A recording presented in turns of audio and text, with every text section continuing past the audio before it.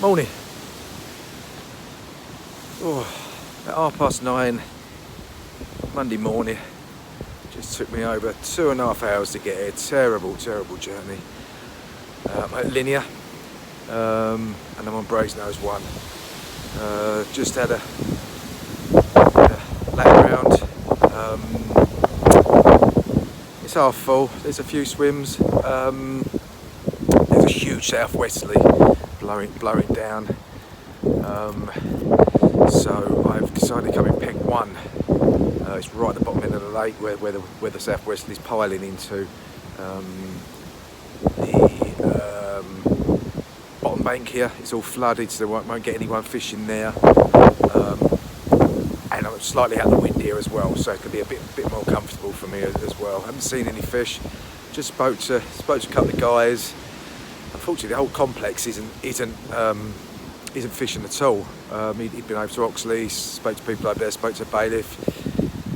It's not been fishing well at all. But beginning of the weekend, it was cold and high pressure. Pressure's dropping, and this southwesterly is going to stay for next few days. I'm here till Wednesday, 24 hours, just over. So hopefully things will change and we can get something on the bank. I'll just get set up and then I'll go through what I'm doing. Okay, see you in a bit. Okay, what's the time? Blimey, it's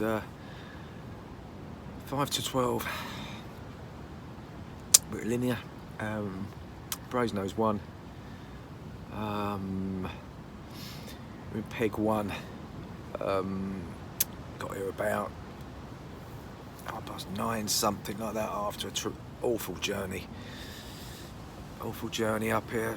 Traffic and the weather, rain was coming down, so caused lots of traffic. Yeah, got here, had a quick walk round. We've got a southwesterly piling down to the this end of the lake here where I'm fishing, which is swim 1, and it's gusting. It's about 30. I just looked at the forecast. It's about 35 mile/hour gusts.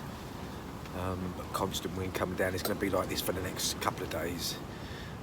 We're here for just over 48 hours now. Yes, so swim peg number 1, and a lead around. I've got nice little gravel area, about 14.5 wraps. So I've put some bait over that, which is sweet corn, tin of chopped luncheon meat. Got 2 lots of boilies. We've got the munch, citrus nut, and also we've got DNA, the switch, and then that's coated in Bailey's, the alcoholic cream drink. So I put about 15 spots over that. It's very difficult. The winds. It's you can probably hear it in the background, but it's very difficult to be accurate. I was as accurate as I can, and also I'm not too far out. Just 14.5 wraps. And any further, it's very difficult to try and be accurate. So I've got 2 rods over the baited spot, which is a nice gravel area, and then I've got a sort of roving rod. I have got a margin to my right, and also to my right there are some swims along there, but it's flooded, so I won't be getting anyone in there. So I've got that area as well. Yeah, all on bags at the moment. And that's about it. Yeah, what I do, I'm more or less sorted now. It's a nightmare putting up the bivvy. The wind was blowing everywhere, so it's not done properly. I've still got to sort that out, but I feel tired. I think it's just starting to rain. Rain's come down now as well, so that was good timing. So I'll update you in a bit, and during the day I'll put you through what rigs I'm using, bait, etc. Okay, speak to you soon. Okay, first one of the session. Nice mirror. This was on the long range bag. She goes. There we go, beautiful. Just over 23. Lovely, beautiful mirror carp. Literally out there. Half an hour with that bag. Long range ones. So yeah, it's a great start. Look at the colours on the sun, the beautiful colours there. So let's get her back. Hopefully we'll get some bigger ones. Well, that's a great start. I wasn't expecting it to fish that early anyway. Yeah, just over 23. That was from the long range. Basically a pub chuck out to the middle as far as I could get it. There was a fluoro yellow pop up, and the usual micro pellets in the bag, with the usual tiger nut oil and salmon oil. Yeah, great start. Hopefully we can get a few more on the bank, and hopefully a little bit bigger. As they do go now near on 50 in Brasenose, so let's hope we can get one of the bigger ones out. Okay, I'll speak to you soon.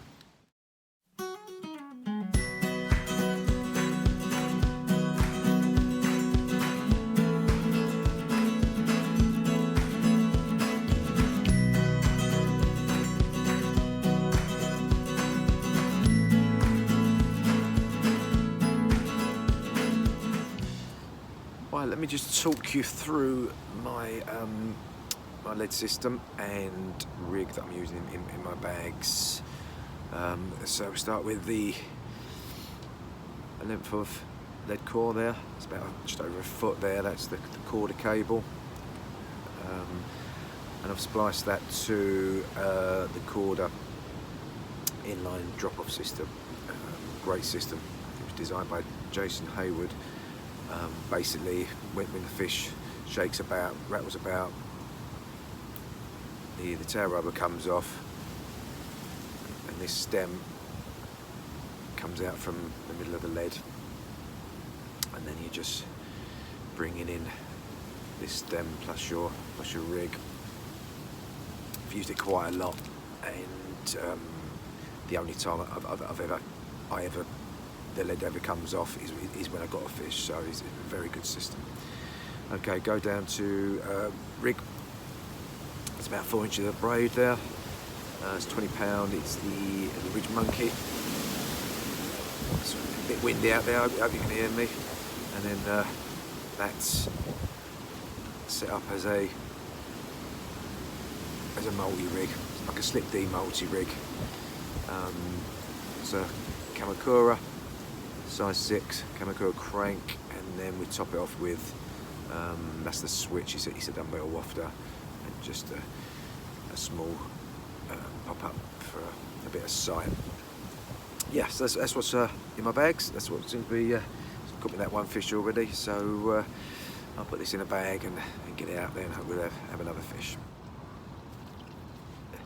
Oh yeah, 4:30. Had nothing else apart from that mirror earlier. I've redone the rods, put a few more spods out of Munga. Just gonna eat some dinner now.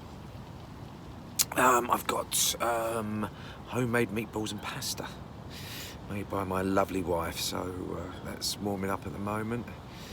I think I just saw a carp head and shoulder out there near the spot. I think it was. There's no bird life there, so that's a good sign. Beer on the bank. Tonight is Freedom. It's sin alcohol cerveza, so it's a Spanish non-alcoholic beer.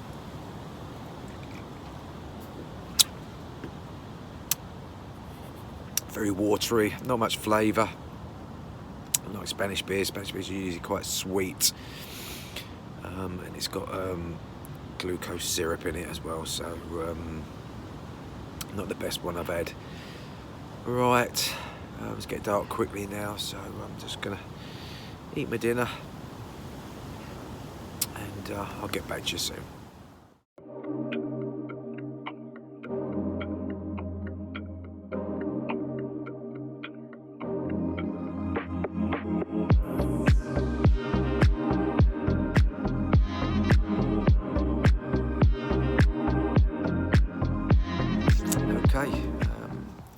It's about 11:15 now. Just had another fish. It's about an hour ago now. Beautiful fish, 33, just over 33 pounds. It was a ghost carp. I'll put some stills up now of the fish. Unfortunately, I don't have a light to film during the night, which I'll have to try and sort that out. So I'll sort of try and get some filming during the night, a sort of light to light me up on a stand or something like that. Yeah, that come from over the baited spot, from the bag. Had that in the net, just sorting that out. My other rod went from on the baited spot, and bit of a schoolboy error. I only had one net set up, so as I was trying to take that out and set that up, the other fish come off, so unfortunately. So the fish are definitely out there, they're definitely on the spot, so the bags are back out there, and about 10 to 15 more spoms of munger over the top. It started raining again a bit, and the wind's still piling down, not as strong. And I can hear some fish crashing out there, so it's looking good for another bite. I'm going to try and get my head down now, and maybe I'll get woken up by another fish. Okay, I'll see you in a bit. Morning. 7:30 now. Had 2 last night in the end, and I lost 2, which is annoying because there's some decent fish in there, and one of them was a decent fish. So I had the ghosty, just over 33. Fantastic, lovely fish, beautiful fish. And then I had another little low double, looked like a stocky, lovely looking stocky. I'll put the pictures up now.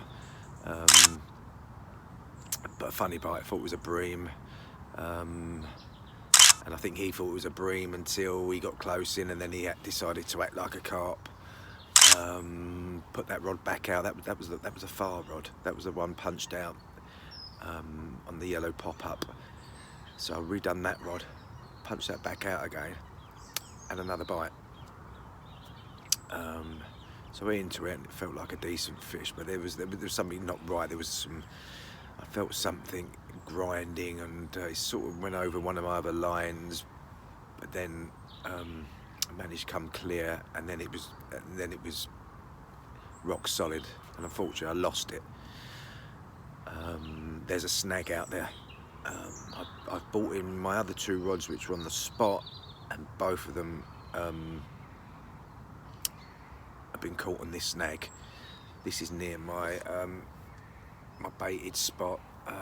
First rod I bought in, I managed to get everything back. Fortunately, second rod, I've left a bit of line out there, I think, and the rig, etc. So I don't know what it is. So what I'm going to have to do now is I'm going to have to find another spot because I'm going to try and stay away from there as much as possible. Otherwise, I don't want to keep losing gear and getting fish tethered, etc. So I've got 2 rods now punched out to the middle, sort of left of where that snag is.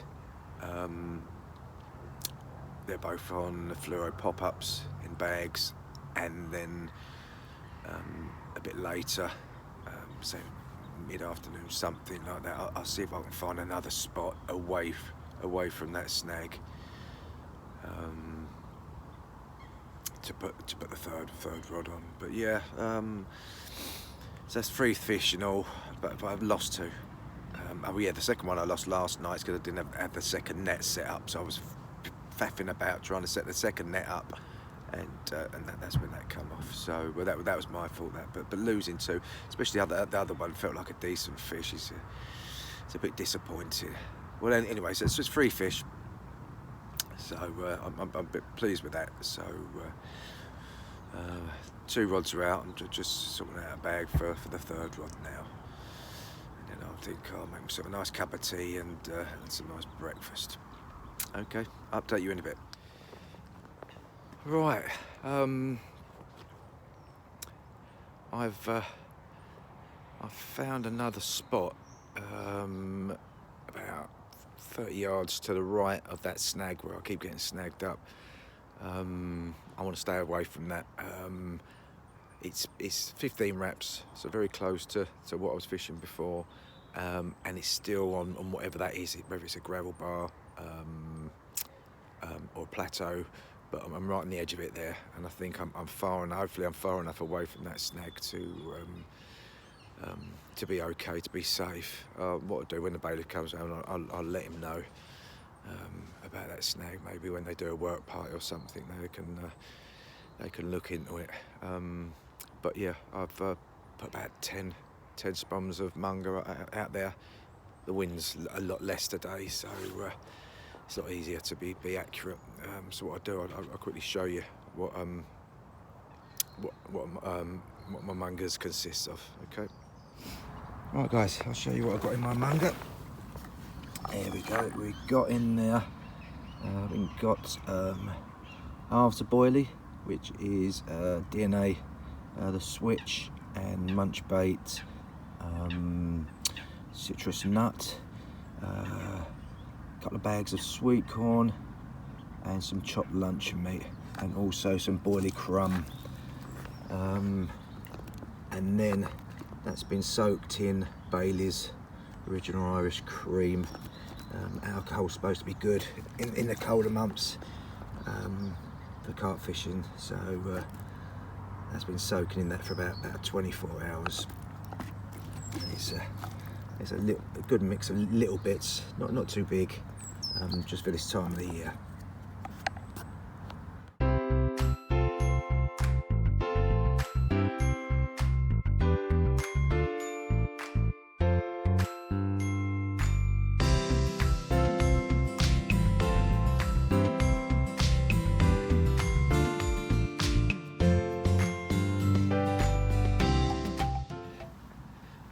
Past 9 now. Nothing to report fish wise. No shows. I did hear fish last night, but nothing this morning. Wind's picked up a bit now, so coming down this end, which is good. Hopefully that should bring the fish with it. All rods out now on the bags. Just made myself a nice chilli and vanilla tea. She's warming me up.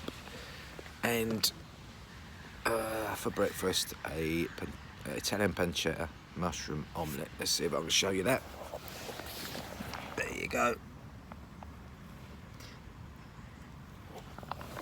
So I'll get stuck into that, and I'll see you in a bit. Last time I was fishing, I was asked by one of the government's minions, dressed in all black to look official, for my rod licence. I gave it over because I didn't want a hassle and I don't want a fine. But do we really need rod licences? Is it another stealth tax? For 1 million rod licences were sold last year. £50 a pop, that's over £50 million into the government's pockets. Do you see all that money going back, or any of that money going back into fishing? I don't. Decimation of fish stocks in rivers because of the signal crayfish and otter predation, killing stocks of fish. I don't see an improvement in the waterways and pollution, etc. We also have to pay private landowners when we go. For example, I'm at Linear. It's over £30 a 24 hours. I have to pay that on top of my rod licence. I don't mind paying that because I'm paying the owner of the lake to stock the lake, to keep upkeep of the banks and the swims, etc. The government don't do that. So, do we really need a car licence? You get a car licence because it shows you're competent. You have a test, and then when you've done your test, you get a licence to go on the road. Do you need a test to use a rod or for angling? You don't. In my opinion, it's just another stealth tax on top of every other tax we have to pay in this country, or any country. I'd like to know your views below. Leave a comment below. Thanks. Raining again. Wasn't supposed to be raining today. Doesn't surprise me. In this country, it's always raining. We're supposed to have clear skies tomorrow, sun tomorrow. So fingers crossed we'll get some sun to dry everything out. When I started the session, my rod pod was away from the water's edge. Now it's front of it's in the water, so that's how much the lake's risen since I've been here. It seems to have been non-stop all last night as well. Through the night it was raining. Anyway, I'm just sitting here bivvy bound, and just saw a lovely carp come out very close in, right in front of me. Maybe 1, 2, 3, 4 rod lengths out, and I just see another one over by the reeds there. And it decided to show itself about 3 times. I had a bag already made up, so I brought the rod in. That's the distance rod, and I put that basically where it's just shown itself. So that's the second one I've seen close in now in this bay area here where we're fishing. So looks like they may be moving closer in. I've still got the one on the spot, about 15 wraps, which I see one close to that earlier, and I've got the distance rod. So now I've just brought that one in, and it must be 4 or 5 wraps out. So hopefully this rain will stop. I'm starting to get a bad back from sitting in this bivvy. It's annoying. Anyway, hopefully that bag I've just put there, hopefully that will give us an opportunist fish. Okay, speak to you soon. Okay, it's raining again, and it's been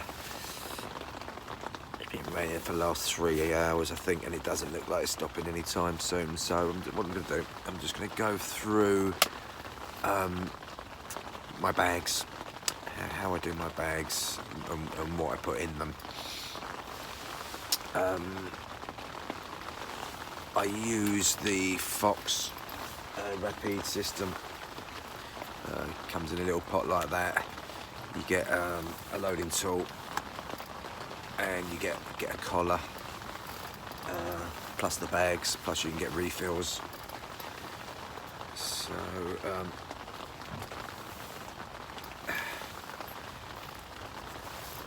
first thing you do, put your collar, your plastic collar, onto your loading tool, so then that goes inside the bag. Hope you can hear me because the rain's coming down on the bivvy.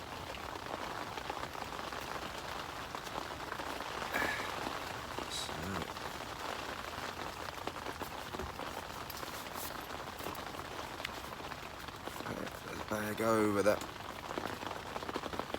everything's so damp. So you put the bag over the loading tool, take the cover off and sort of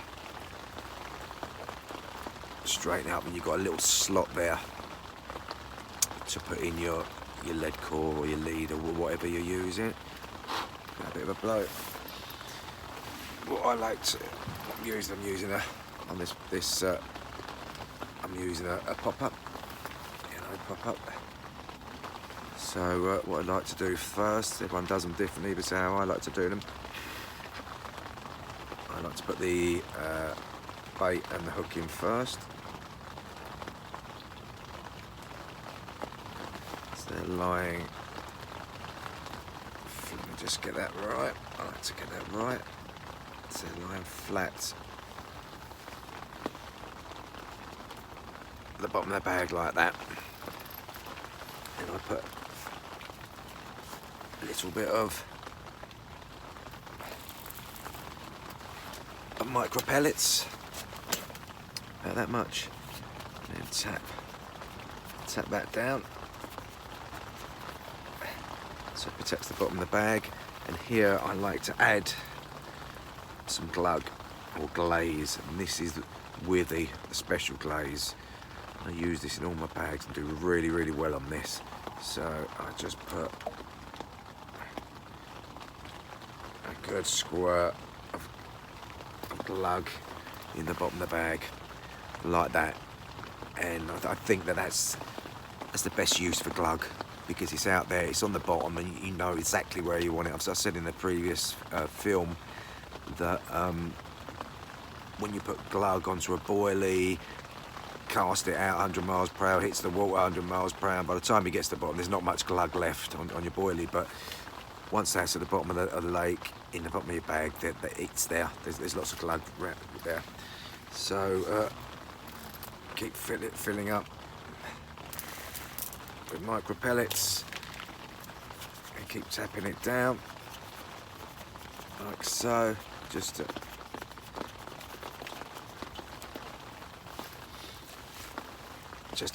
pack it all in. More my micro pellets I've got in here, or there's loads of different ones. I've got some Robin Red dynamite bait. They're all 2mm pellets. There's some corn pellets as well. Loads of different pellets. Can't remember them all. And they're soaked in salmon oil and tiger nut oil. Dynamite bait's tiger nut oil. So put some more in. Just tap that down. And then what you do, keep tapping in the centre of the bag, and then your lead can sit in the little hole that you've made. Make sure that lead's centre of the bag before you fill it up.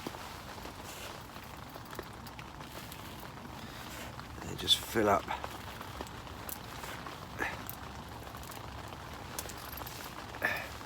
the rest of your bag until you just got a little bit of your towel rubber, or if you're using a stem, whatever, until that's showing. This bag I'm going to cast range, so I'm not going to do the normal twist, fold over and stick, because I don't think the bag's tight enough. So I'm going to use a PVA cable tie for this one, just to make it tighter, because I know it's going out further. So pull out your loading tool, hold on to your stem or your towel rubber, and give that a twist like so. Keep pushing and turning, tapping the bag, get all the pellets down, keep turning.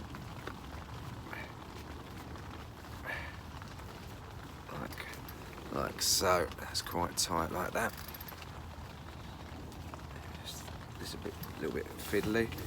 I've got these new, well, they're not new, but they're like cable ties, but PVA. These ones are Godman, called Solu ties. Very good. So you wrap that round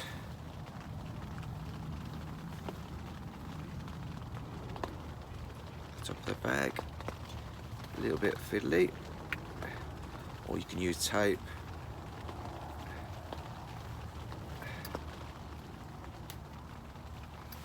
All that. Keep twisting. Keep pushing on your knee. I like to use my knee. Keep pushing down like that. So the bag's nice and tight. And pull. Like I said, a little bit tricky, but you get used to it. Pull that cable tie. Nice and tight. There we go. So that's. So we get this just like that. These scissors.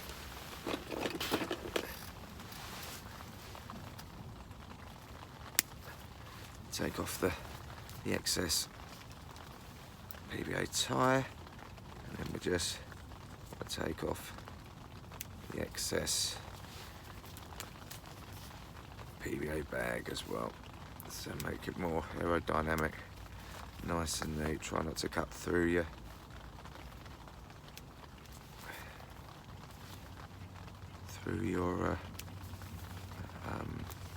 lead corp or stem, whatever you're using. Just trim that up. So there's this, if you can see that, there's a cable tie at the end of the bag there. Take the ends, just push those in. You can see the glug already at the bottom of the bag, all round the hook bait. Just push in the corners. So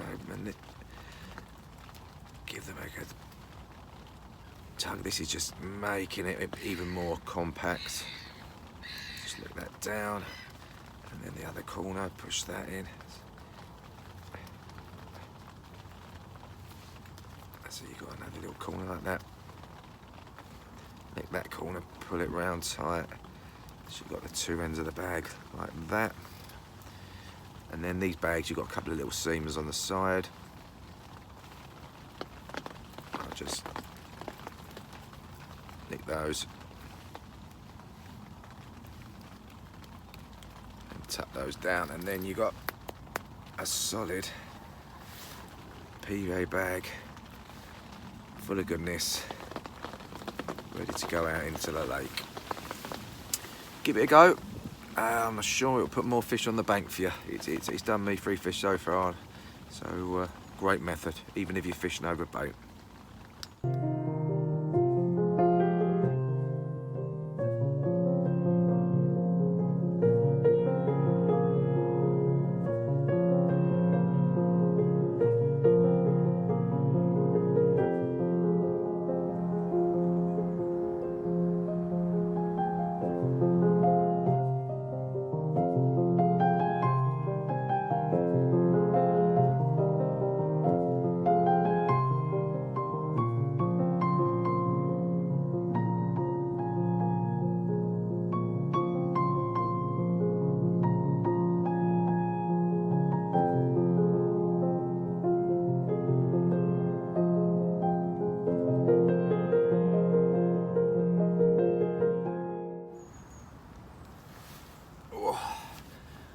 Well. Another 30. Let's get her up and show you. This time 33 and a half. The other one was just over 33. This one 33 and a half. This also was on the, remember I moved the baited spot about 15 yards. 20 yards to the right, put some more munger on that, and this come off of that with PVA bag over the top. Oh, beautiful, beautiful. Mirror carp.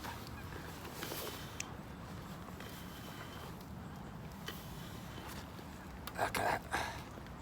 Gorgeous, gorgeous, gorgeous looking fish. Fantastic. 33 and a half. Got a big old battle.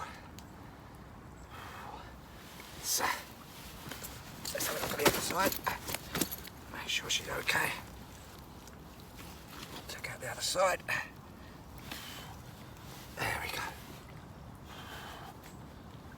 gorgeous. Beautiful, beautiful fish. So there's 2 30s on this session. Brasenose 1. Fantastic fishing, fantastic fishing. Let's get her back.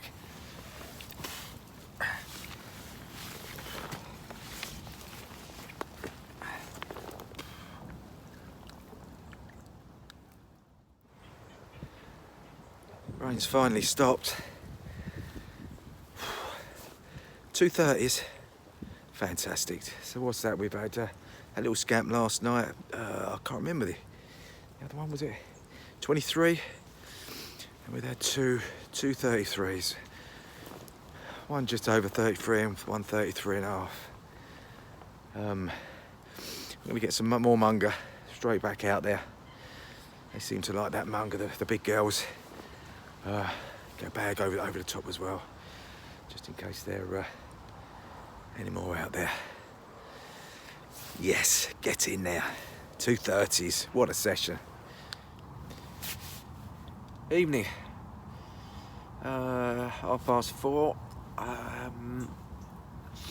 It's getting dark early now.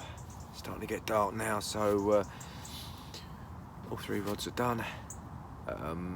And I've chucked some more munger out. Another 10 to 15, all on the spot. I had the coots and tufties diving all afternoon, so they've stopped diving there now. At least there's going to be some out there for this evening. And then I've got 2 on the spot on the munger, and then I've got 1 at range again. Oh, hold up.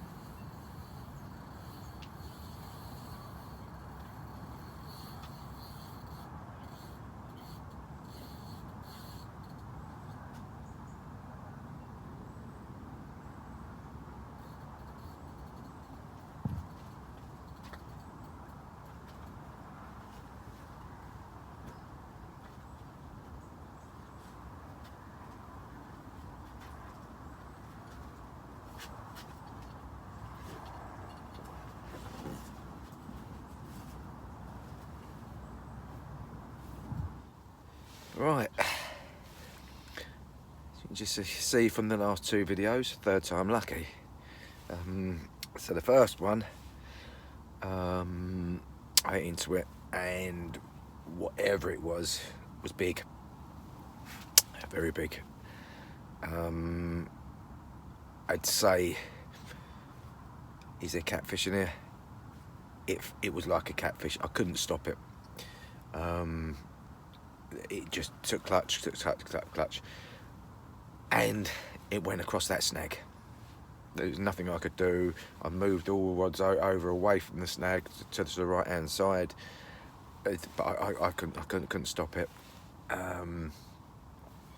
Got my stuff back, got my rig back in it anyway. So I don't know what that snag is out there, but whatever that was, I think it was a catfish. Anyway. Second one, another 30, 31, just over 31. I put some stills up now again because it's dark. I've got no video, not very good stills either, but they'll do. And just as I was putting that back, and another one, just a little one, scamp, about 12 pounds, something like that. The other 31 was off of the baited spot. which is 15 reps out, and the other one was a long range, but over to the right now, because I'm trying to stay away from that snag. I don't want anything else, lose anything else in there, so I'm keeping all my rods to the right end of the swim at the moment, and then trying as I can not to let them go on the left. So the last 2 fish I managed to sort that out anyway. So that's 3 30's in the session. Good going. You know, there's some great fish in Brasenose. And I've been here for many years, and this is first time for a long time, and I'll definitely be coming back again, definitely. Maybe again during the winter, because we've got clear sky tonight. The water's cold. We've had a lot of cold rain coming in. The water's high now, and they're still feeding. They're still biting. Yeah, I've got everything's everywhere at the moment. I've got one rod's left in the water. I haven't even had any dinner either, so I'll get everything that all sorted now, and then I'll see you in a bit. Okay, just had another one, £26. I'll put the stills up for you. No rods left in the water now, but I think what I'm going to do is I'm just going to put the 2 out, 15 wraps on the baited spot. I've got, apart from that snag there, I've also got like a depth pole on the left of my swim that the fish go around, and to the right hand side of my swim I've got a tree. Plus the water's up, so the gravel swim is underwater, so I have to wade out to land the fish. So it's basically hit and hold here at the moment. I'm literally as soon as I'm hit into it, I'm running back and just not giving it anything. So I'm just going to use the 2 rods for tonight. It will make things a lot easier. Anyway, there's another 26 on the bank, so what a session this is turning out to be. What a great stamp of fish from Brasenose. Right, I'm going to get those rods back out, and maybe try and get myself something to eat as well. See you in a bit.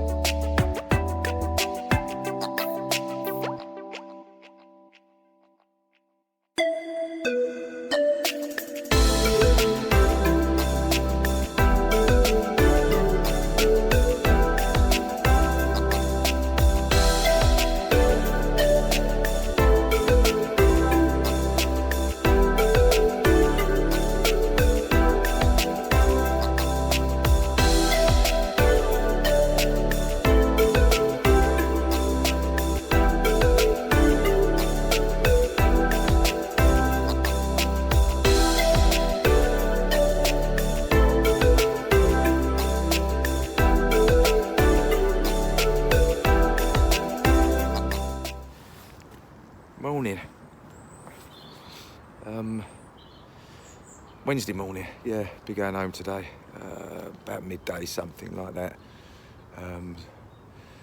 Sun's shining. Hopefully it will get high enough to dry everything off because everything's soaked. I woke up this morning and the rod pod was in the lake. That's how much water's coming here. Even though it stopped raining last night, there's still water coming into the lake. So I've had to move the rod pod back. The cradle was in the water and everything else. So I'm sort of running out of space in my swim. Quiet night. Had the one more before I went to bed, just a scamp, about £12, something like that. So quickly unhooked that, put that back. Had a decent night's sleep. The temperature got a bit lower last night, but it wasn't too bad, wasn't too uncomfortable. Redone the bags and put the last of my munga out. So as I said, we're here for a few more hours. Let's see if we can pull out another Brasenose carp. Hopefully the beast of Brasenose. I'm going to make myself some breakfast and a nice cup of tea, and I'll speak to you in a while.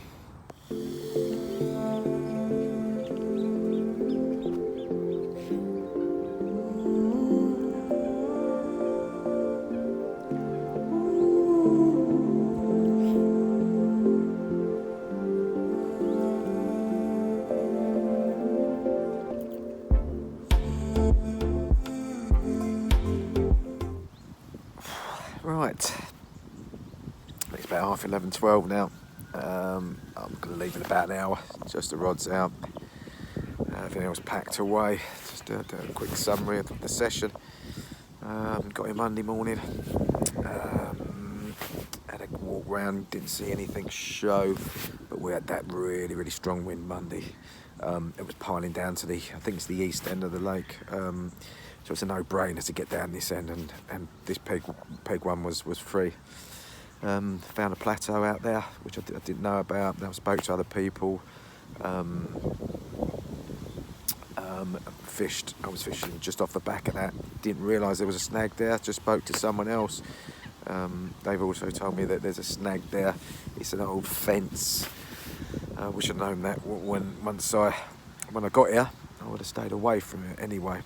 So I think we've had 7 fish in all, a couple of scamps, maybe 6 fish, 7 fish, a couple of scamps, I think 123, 126 and the 330s, the 233s and the 31. All were on bags. A couple of them were, I punched the bags out to the middle, but most of them were off the baited spot over the munga, which the munga was 2 types of boilie, crumbed and halved, which were it was the munch baits, citrus nut and the DNA, the switch. Also, of course, there was sweet corn in that, being Linear Fisheries, and a tin of lunch meat chopped up into very small pieces, and the magic ingredient, a good few glugs of Bailey's Irish cream, which I let soak in for 24 hours. Yeah, that was all on bags. It was the multi-rig, slip D rig inside the bags, and the bags consisted of the usual mini micro pellets, all different types. I think there's some robin red in there. There was some sweet corn. All different types. There's 7 or 8 different types in there that I've soaked in oils for a long time, which is the salmon oil and the tiger nut oil, and also there's some rock salt in there. So yeah, that was the bait and the rigs that done the business. Been a great session. 330s in a session, you can't hope for any more. So yeah, I think I won't be getting out again this year, I don't think, but maybe beginning of next year, spring, I'd love to come up to Brasenose again, because of the fish in here are just absolutely amazing, and from this session. It's produced 5 good decent fish, standard fish. Anyway, like I said, I've got an hour to go. If I don't catch anything, this will be it, and I'll see you back on the channel hopefully again sometime next year. Take care, folks.